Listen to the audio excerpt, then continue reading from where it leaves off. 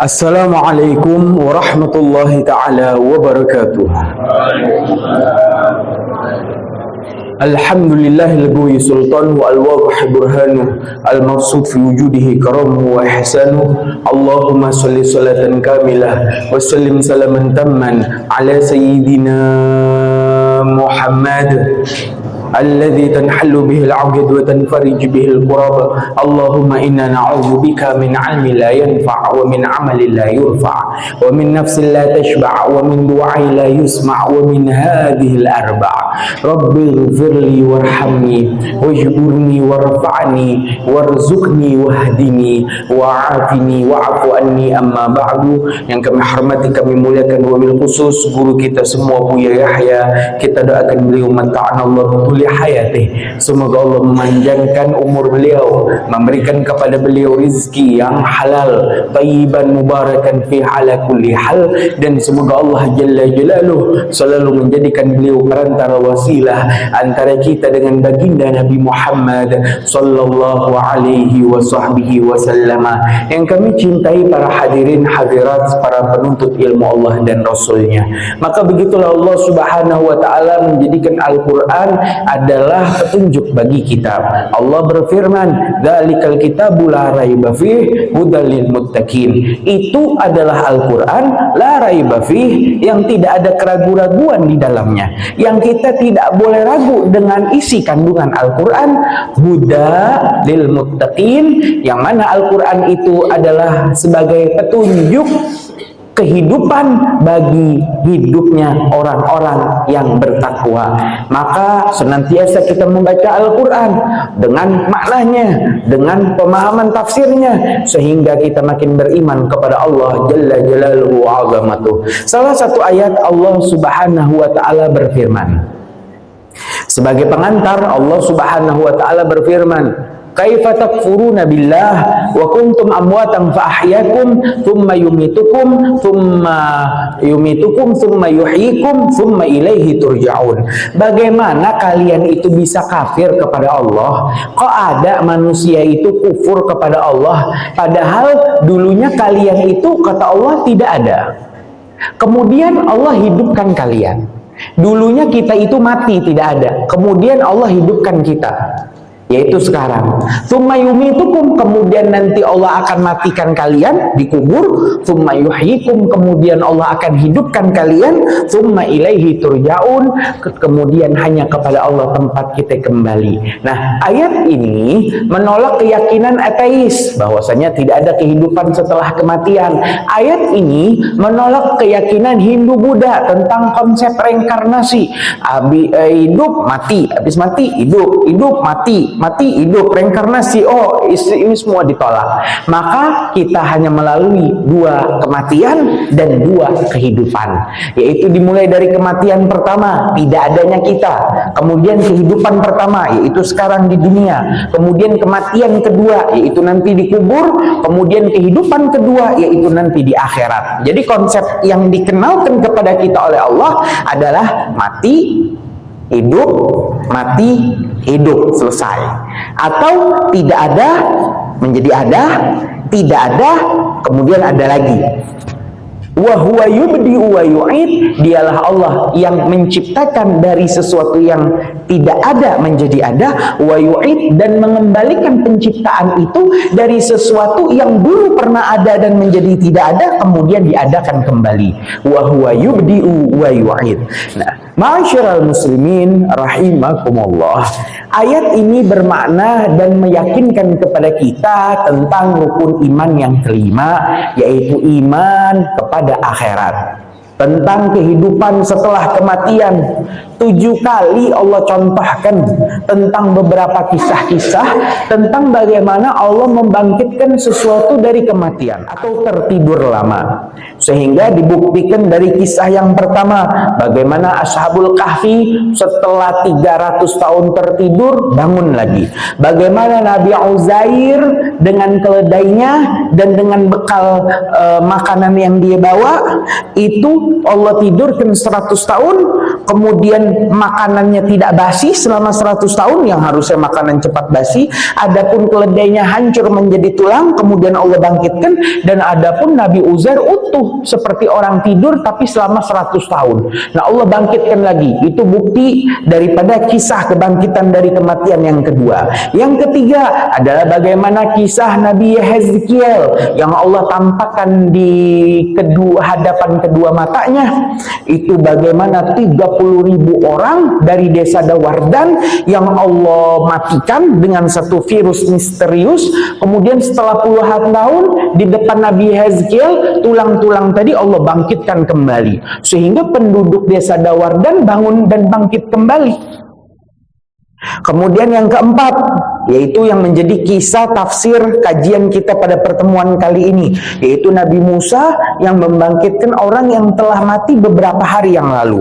Kemudian yang kelima adalah kisah Nabi Isa membangkitkan dengan izin Allah orang yang telah mati selama 3 hari. 72 jam dia sudah mati, hari keempat dia bangkit lagi, jalan lagi di kampung. Yang keenam adalah kisah bagaimana Nabi Ibrahim bertanya kepada Allah, kaifa tuhyil mauta, ya Allah bagaimana engkau menghidupkan orang yang mati. Maka Nabi Ibrahim ditantang oleh Allah, awalam tu'min, apakah engkau tuh nggak percaya sama aku? Tidak ya Allah, kata Nabi Ibrahim, aku percaya, tapi biar hatiku itu makin mantap dan makin yakin lagi. Sehingga Nabi Ibrahim diperintah mengambil 4 jenis burung, kemudian burung tadi keempatnya disembelih, dagingnya dicacah, kemudian diaduk, dipisah jadi 4 kantong, tiap kantong ditaruh di ujung puncak gunung.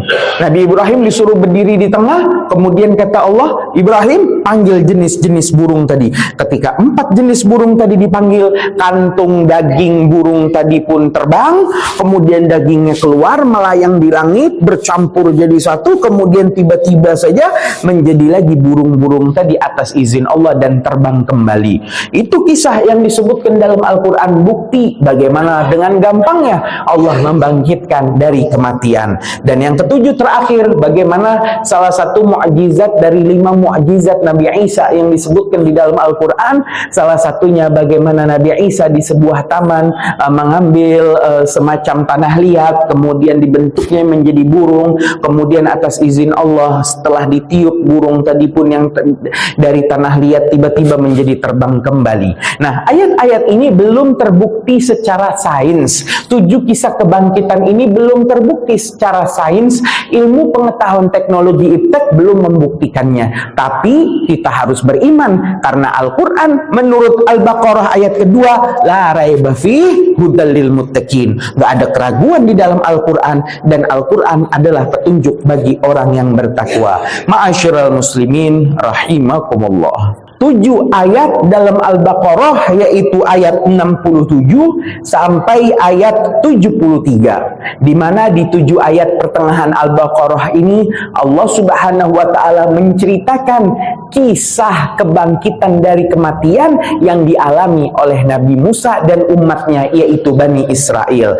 Lantas bagaimana bunyi ayatnya? Allah Subhanahu wa Ta'ala berfirman, A'udzu billahi minasyaitonir rajim. Bismillahirrahmanirrahim. Wa idz qala Musa liqaumihi innallaha ya'murukum an tadhbahu baqarah. Qalu atattakhiduna huzwa? Qala a'udzu billahi an akuna minal jahilin. Qalu ud'u lana rabbaka yubayyin lana ma hi. Qala innahu yaqulu innaha baqaratun la faridu wa la bikr awanun baina dhalik faf'alu ma tu'marun. Qalu ud'u lana rabbaka yubayyin lana ma launuha. Qala innahu yaqulu innaha baqaratun safra'u faqi'un launuha tasurun nadhirin. Qalu ud'u lana rabbaka yubayyin lana ma hi. Innal baqarata syabaha 'alaina wa inna insya'allahu lamuhtadun. Qala innahu yaqulu innaha baqaratun la dhalulun tuthirul arda wa la taskil harf musallamatun la syiyata fiha. Qalu al-ana ji'ta bil haqq fadhabahuha wa ma kadu yaf'alun. Wa idh qataltum nafsan fadara'tum fiha wallahu mukhrijum ma kuntum taktumun. Faqulna dribuhu bi ba'diha kadzalika yuhillahu al-mauta wa yuriikum ayatihi la'allakum ta'qilun. Ini 7 ayat. Nah, bagaimana kisah sebenarnya? Maka kisah bermula dari sebuah desa.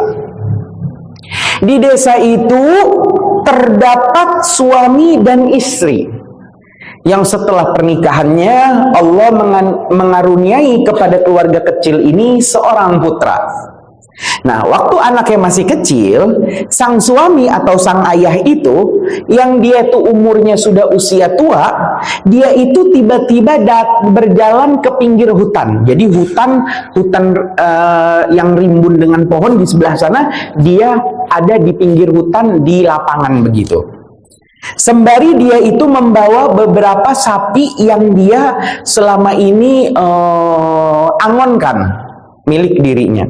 Tapi karena merasa usia sudah tua, sedangkan istrinya sudah tua dan lemah, anaknya masih kecil, maka saat itu dia titipkan sapi-sapi tadi kepada Allah Subhanahu wa taala. Sembari sapi-sapi tadi dilepas, dia berdoa kepada Allah, "Ya Allah, aku titipkan sapi-sapi ini kepadamu ya Allah, maka aku mohon amankan sapi-sapi tadi."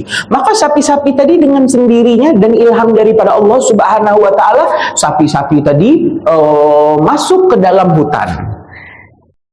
Setelah itu ia pulang. Tidak lama dikisahkan saat anaknya sudah menginjak usia belasan, remaja, maka dikisahkan sang ayah tadi wafat. Ketika sang ayah wafat, maka si anak hanya tinggal bersama ibunya yang sudah tua renta.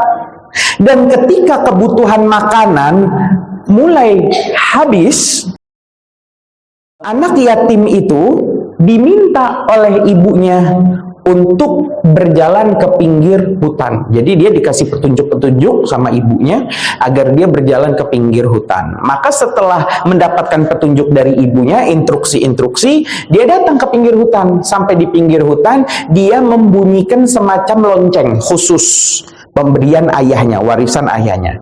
Setelah lonceng tadi dibunyikan, tiba-tiba sapi-sapi tadi pada datang. Sapi-sapi ayahnya dulu yang dititipkan kepada Allah dan disimpan di hutan. Datang sapi-sapi tadi. Sapi-sapi tadi datang dengan berbagai warna kulit sapi tadi. Maka sapi tadi pun akhirnya dibawa oleh si anak remaja ini atas permintaan ibunya, dibawa ke pasar agar dijual. Dan di tengah pasar itulah tiba-tiba datang rombongan pendeta-pendeta Yahudi Bani Israel yang ingin membeli sapinya. Nah, inilah sapi yang menjadi penyebab bagaimana surat kedua dari 114 surat di dalam Al-Quran kitab suci kita dinamakan surat Al-Baqarah atau sapi betina. Nah, bagaimana ceritanya kok orang Yahudi nyari sapi? Nah, kita berhentikan cerita ini, kita lari ke cerita lainnya. Di kisah lainnya, kisah sebelumnya, yaitu saat beberapa bulan sebelum si ayah tadi, si kakek tadi wafat, dikisahkan bahwasanya ada seorang laki-laki dari Bani Israel. Orang laki-laki dari Bani Israel ini, hadirin hadirat, dia ini adalah orang yang kaya raya. Ya. Sayangnya umurnya sudah tua renta. Jadi ada orang laki Bani Israel tua renta kaya raya. Dan dia tidak punya istri dan anak. Hanya mempunyai beberapa keponakan laki-laki. Namanya keponakan, ngelihat pamannya kaya raya dan udah tua renta, dan dia adalah termasuk anak yang durhaka. Maka apa yang terjadi? Si keponakan laki-laki ini mereka berharap, kapanlah paman ini mati? Ya, paman kok nggak mati-mati ini? Maksudnya apa? Maksudnya kalau mati dapat warisan, begitu kan?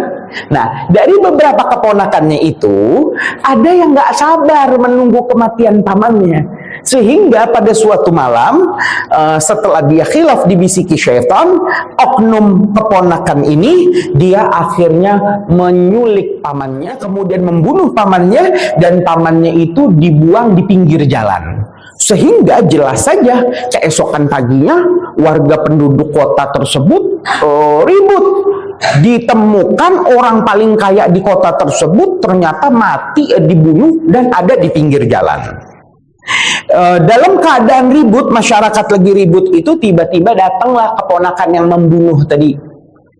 dengan berpura-pura menangis di samping jasad pamannya. Dia berpura-pura menangis, dia acting, dia merasa terzalimi, sehingga masyarakat merasa kasihan dengan keponakan daripada korban. Sehingga pada saat itu rakyat ngasih ide ke si keponakan tadi, jika kamu itu ingin mencari siapa pembunuh daripada pamanmu itu, datang saja engkau kepada Nabi Musa. Insya Allah Nabi Musa pasti punya jawabannya. Maka dia pun berpura-pura datang, merasa tidak bersalah, dia datang ke Nabi Musa alaihi salam. Kemudian setelah dia mengadu dan bercerita bagaimana dia menemukan pamannya di pinggir jalan, Nabi Musa yang saat itu juga tidak tahu dengan kepastiannya, akhirnya mengatakan kepada masyarakat, wahai masyarakat, ayo, siapa di antara kalian yang mau bersaksi? Barangkali di antara kalian ada yang melihat kejadian pembunuhan tadi. Tetapi ternyata tidak ada satupun yang mengetahui pembunuhan itu di malam hari itu. Sehingga pada saat itu rakyat mendesak Nabi Musa agar Nabi Musa segera meminta keputusan dan petunjuk daripada Allah Subhanahu wa Ta'ala. Nah, hadirin hadirat rahimakumullah, setelah Nabi Musa berdoa itulah akhirnya Allah memulai kisahnya. Allah Subhanahu wa Ta'ala berfirman, wa idh qala Musa liqaumihi, tatkala Nabi Musa itu berkata kepada kaumnya. Ini setelah Nabi Musa berdoa dan Nabi Musa mendapat jawaban. Tatkala Nabi Musa bercakap kepada kaumnya, innallaha ya'murukum an tadhbahu baqarah. Sesungguhnya Allah, hai Bani Israel, memerintahkan kepada kalian untuk segera menyembelih seekor sapi betina. Qalu, maka Bani Israel ini mereka tuh protes. Karena mereka kaget, ini mau nyari pembunuh, tiba-tiba jawabannya suruh nyembelih sapi. Qalu, mereka protes, atattakhiduna huzwa, apakah engkau, hai Nabi Musa, telah menjadikan kami ini huzwa, bahan bercandaan? Nabi Musa ini nggak bercanda nih, kita mau nyari pembunuh, tiba-tiba jawabannya suruh nyembelih unta betina. Maka Nabi Musa saat itu menjawab, qala a'udzubillah, oh kata Nabi Musa, aku berlindung kepada Allah, an akuna minal jahilin, aku tuh termasuk orang bodoh. Ya, aku berlindung daripada Allah, aku termasuk orang bodoh yang lagi membodoh-bodohi dirimu. Ini bukan ini, kata Nabi Musa. Ketika mereka disuruh sembelih, mereka tanya, ini bercanda, kata mereka. Maka Nabi Musa menjawab, aku berlindung dari orang bodoh, dan aku juga berlindung dari berkata selain yang diwahyukan kepadaku. Sesungguhnya aku ini hanya menyampaikan jawaban daripada Allah. Ketika aku berdoa, Allah nyuruh aku nyembelih seekor sapi betina. Maka kata Nabi Musa, sembelih sapi adalah jawaban Allah kepadaku ketika aku bertanya tentang apa yang kalian mintakan kepadaku agar aku segera bertanya kepada Allah. Jadi yang kalian desak kepadaku minta jawabannya apa, terus aku mintakan kepada Allah, itulah jawaban Allah, yaitu sembelih sapi. Karena mereka sudah yakin ini jawaban Allah, akhirnya apa kata para ulama tafsir mengatakan begini, seandainya Bani Israel itu setelah mereka percaya, oh berarti itu benar perintah Allah, bukan ngada-ngada atau bercandaannya Nabi Musa ini nyembelih sapi. Seandainya mereka itu Bani Israel langsung menyembelih sapi saat itu, sapi jenis apapun, maka dikatakan lahasalal maksud, maka tujuannya pasti tercapai. Jadi perintahnya pasti tertunaikan. Seandainya waktu mereka dapat perintah sembelihlah sapi, dan mereka tuh bahasanya nggak banyak protes, pasti lahasal maksud, pasti perintah itu sudah terlaksana. Sayangnya Bani Israel itu banyak nanya. Malah nanya lagi, nanti di akhir dibahas. Emang banyak nanya nggak boleh? Banyak nanya bagus. Pepatah Arab ngomong, as-su'al miftahul ilm. Pertanyaan itu kuncinya ilmu. Banyak nanya bagus. Tapi kalau Bani Israel di sini levelnya bukan nanya banyak, bukan banyak nanya. Lebih ke kalau bahasa kita Cirebon tuh nyenyes. Apalah bahasa enaknya? Ngeyel. Ya, nyenyes, ngeyel, banyak protes. Nanya boleh, tapi kalau ngeyel, nah ini nggak boleh ini. Nah, Bani Israel itu langsung protes. Baru dapat perintah begitu, dia ngomong apa? Qalu du'u lana rabbaka yubayyin lana ma hi. Nabi Musa doalah lagi kepada Allah, minta petunjuk kira-kira mau modelannya sapinya tuh kayak apa yang harus kita sembelih. Ya.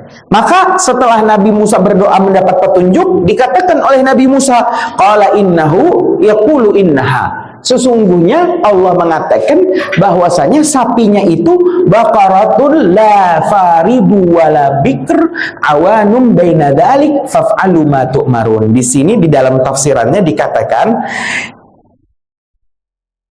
ciri pertama adalah si sapinya itu, kata Nabi Musa, sembelihlah sapi yang nggak besar, nggak kecil, yang sedang aja.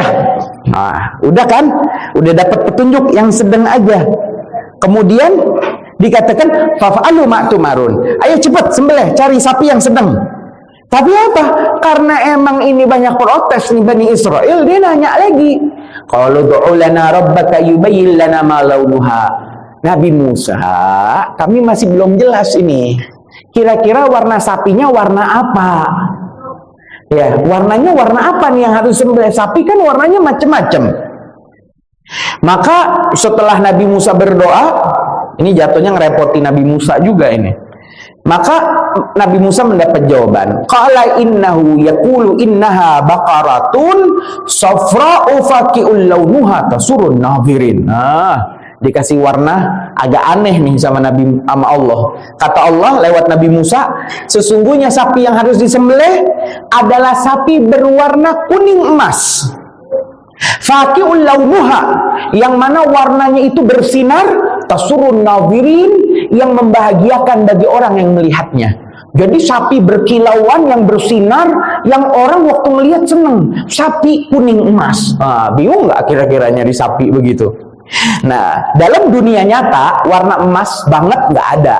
Dalam dunia sapi itu yang dimaksud warna emas sapi adalah sapi berwarna coklat yang warnanya itu kemerah-merahan. Jadi sapi coklat kemerah-merahan. Dah, carilah sapi emas yang kalau kena sinar matahari dia berkilauan. Itu warnanya. Harusnya selesai sampai di situ dan dikatakan warna ini ada, warna sapi ini ada. Kan sapi biasanya ada hitam putih, ada putih. Nah, ini merah coklat kemerahan. Dan warna ini warna jarang, kata para ulama. Protes lagi Bani Israel ini. Qalu du'u lana rabbaka yubayyin lana ma hi. Wahai Nabi Musa, doa lagi deh kepada Allah, ya, untuk lebih menjelaskan lebih detail lagi seperti apa sapi yang harus disembelih. Kemudian dia mengatakan, innal baqara tasyabaha alaina. Kami tuh jadi tambah nggak jelas, tambah dikasih ciri-ciri. Kami kurang jelas, kata Bani Israel. Sehingga pada saat itu, wa inna insyaallahu lamuhtadun. Insyaallah setelah ini kami dapat petunjuk. Maka dijawab oleh Nabi Musa setelah Nabi Musa berdoa, qala innahu yaqulu innaha baqaratul la dalulun tusirul arda wa la taskil harf musallamatul la syiyata fiha qalu al-ana ji'ta bil haqq fadhabahuha wa ma kadu yaf'alun. Kemudian setelah berdoa Nabi Musa mendapatkan ciri-ciri lagi daripada Allah, langsung 3. Sapinya syaratnya harus sapi yang tidak pernah membajak sawah. Karena ada model sapi itu biar dia menguntungkan, selain susunya diperas dan dagingnya kelak nanti disembelih, dia dimanfaatkan untuk dijadikan membajak tanah sawah biar gampang ditanami oleh gandum ketika si tanah itu menjadi lembut. Bukan sapi yang membajak sawah, dan juga bukan sapi yang membawa air sehingga air itu membasahi sawah, ya. Artinya bukan sapi yang kecapean karena dia bekerja. Dan betul saja, sapi anak kecil tadi yang dia ngambil dari hutan adalah sapi yang biasa diternak dan dipelihara oleh Allah di dalam hutan. Musallamatul la syiyata fiha. Kemudian syarat berikutnya, musallamatul la syiyata fiha. Sapi yang sehat. Sapi la syiyata fiha itu maksud tafsirnya adalah tidak ada warna selain warna aslinya. Artinya sapinya nggak belang. bukan sapi yang totol-totol hitam putih, bukan sapi yang coklat putih, bukan. Sapinya harus satu warna, dari warna asli kulitnya. Musallamatul la syiyata fiha, laisa fiha laun yukhalifu launiha, yukhalifu launaha. Ini semua protesnya mereka ini, Bani Israel, akhirnya malah makin menyulitkan mereka. Hadirin hadirat rahimakumullah. Maka kisah pun berlanjut. Bani Israel mencari berhari-hari sapi yang dimaksud, yang diinginkan oleh Allah, karena memang Bani Israel sendiri yang mempersulit dirinya, sehingga dia mencari, dan tiba-tiba anak-anak yatim yang bakti sama orang tuanya itu muncul membawa beberapa sapinya, yang salah satu sapinya ciri-cirinya mirip dengan yang diinginkan oleh Allah. Ya. Sehingga ketika dilihat orang Yahudi, sapi ini, anak kecil tadi yang belasan tahun itu langsung didatangi, kemudian ditawar dengan harga mahal. Tetapi anak kecil tadi adalah anak kecil yang bakti sama ayahnya dulu, dia bakti sama ibunya. Dengan baktinya itu, maka anak kecil tadi nggak jawab. Anak kecil tadi ingat pesan ibunya sebelum dia berangkat dari rumahnya. Ibunya pesan, kata ibunya, "Nak, nanti kalau sapimu itu ada yang nawar, jangan kamu langsung jual. Kamu kasih informasi dulu kepada ibu, kalau ibu setuju baru boleh dijual." Maka pada saat itu si anak tadi ingat pesan ibunya. Ketika ditawar oleh Bani Israel, si anak tadi pun akhirnya menjawab, "Tunggu Tuan, saya pulang dulu, saya tanya ibu saya dulu." Maka anak tadi pulang di hari itu. Setelah dapat jawaban ibunya, keesokan harinya baru dia datang lagi ke pasar. Bani Israel udah nunggu. Maka dia ketemu dengan Bani Israel, dan dia diam diri saja. Tiba-tiba Bani Israel yang udah gregetan mau menjalankan perintah Nabi Musa untuk dapat menemukan siapa pembunuhnya tadi, akhirnya menawar lebih tinggi. Nah, bagaimana jika saya itu beli lebih mahal daripada harga yang kemarin? Karena harganya berubah, padahal ibunya sudah setuju, maka dia nggak berani untuk menjualnya secara langsung. Dia ngomong kepada tuan-tuan Yahudi tadi, Tuhan Bani Israel tadi, dia mengatakan, "Tunggu Tuan, saya tanya ibu saya dulu." Maka dia pulang di hari kedua. Ibunya kemudian menolak, pengen harga lebih tinggi lagi. Maka datang lagi hari ketiga, sampai Bani Israel berani nawar. Bagaimana? "Ya udah Nak, gini aja, kamu timbang itu sapi yang sedang itu, kamu timbang, seberat apa itu sapi, berapa kilo itu sapi, saya tukar emas." Emas yang sekarang 1 gram tuh 2 juta lebih, Pak. Yang 1 kilo itu bisa berapa? Ini sapi sedang itu berapa kilo, saya tukar emas, kata Bani Israel, saking kaya rayanya. Tapi si anak gak berani jawab lagi, udah mau ditukar emas. Dia pulang lagi, tanya ibunya lagi, karena dia bakti, gak berani mutuskan. Dia tanya ibunya lagi, sehingga ibunya tadi gak setuju ditukar emas. Maka ketika datang lagi ke pasar di hari keempat inilah Bani Israel langsung menawar di seberat sapi dibayar emas dikali 10 kali lipat. Akhirnya setelah dia minta persetujuan ibunya, akhirnya sapi emas tadi dijual. Ini sapi emas bener-bener emas, Pak. Lebih mahal dari emas 10 kali lipat. Di satu sisi ada Israel yang banyak nanya, akhirnya dipersulit Allah. Di satu sisi ada anak yang bakti sama orang tuanya, sehingga dia mendapat kemudahan daripada Allah Subhanahu wa ta'ala. Hadirin hadirat rahimakumullah, sapi coklat kemerahan berwarna emas berkilauan itu akhirnya dijual, dan ini semua sebab bakti si anak. Sapi tadi atas petunjuk Nabi Musa, akhirnya sapi tadi disembelih. Para ulama khilaf setelah disembelih itu kejadiannya bagaimana, tapi yang paling disepakati adalah setelah sapinya disembelih, bagian lidahnya dipotong. Kata Nabi Musa, kata Allah, potong lidahnya. Ada yang mengatakan bagian daging di bagian pipi atau anggota badan lainnya. Riwayat yang paling kuat adalah lidah. Lidahnya dipotong. Kemudian lidahnya tadi dibawa ke tempat kuburan, tempat jenazah. Sehingga ada yang ngomong udah dikubur, ada yang ngomong belum dikubur, sehingga setelah jenazah ada di depannya, kemudian atas izin Allah Nabi Musa memegang lidah sapi tadi, kemudian dipukulkan 3 kali ke jenazah tadi, atas izin Allah jenazah tadi pun akhirnya bangun. Kira-kira bagaimanalah ceritanya? Si paman yang kaya raya ini bangun. Kan pasti saksi satu-satunya dialah yang menjadi korban pembunuhan. Tahu siapa pembunuhnya. Setelah dipukul 3 kali pakai lidah sapi yang merepotkan ini, tiba-tiba pamannya tadi bangun. Setelah bangun, dia ditanya oleh Nabi Musa dan disaksikan oleh Bani Israel, oleh rakyat banyak. Ditanya oleh Nabi Musa, Tuan, siapa yang bunuh kamu? Maka dia menjawab, Ibnu akhi, yang bunuh aku itu adalah anak daripada saudaraku alias keponakanku. Maka pada saat itu terbuktilah siapa pembunuh sesungguhnya. Setelah kejadian itu beberapa saat kemudian, maka Allah wafatkan lagi orang kaya tadi. Ada maitan, dia kembali jadi jenazah. Kadzalika yuhillahul mauta. Begitulah gambaran kata Allah bagaimana Allah menghidupkan orang yang mati.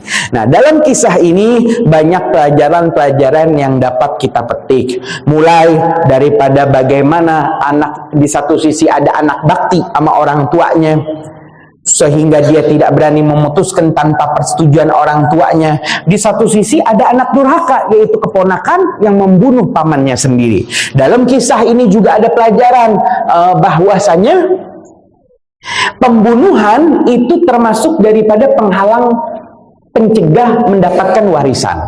Jadi kalau ahli waris dia nggak sabar, modelnya kayak tadi nggak sabar, dia bunuh tuh yang bakal mewariskan hartanya, maka walaupun dia ahli waris keluarga yang berhak, dia tercegah dari mendapatkan warisan karena terjadi pembunuhan tadi. Dalam kisah ini juga kita diajari tentang iman dan percaya dengan kehidupan setelah kematian. Ada pelajaran juga bahwasanya banyak bertanya adalah bagus, tetapi jika banyak bertanya disertai dengan protes, ngeyel, ya atau nyenyes, maka ini adalah protes yang tidak bagus, yang bahkan akan menyulitkan bagi yang bertanya. Kita tutup dengan doa kepada Allah Subhanahu wa taala. Bismillahirrahmanirrahim. Alhamdulillahirabbil alamin. Allahumma shalli ala sayyidina Muhammad wa ala ali sayyidina Muhammad.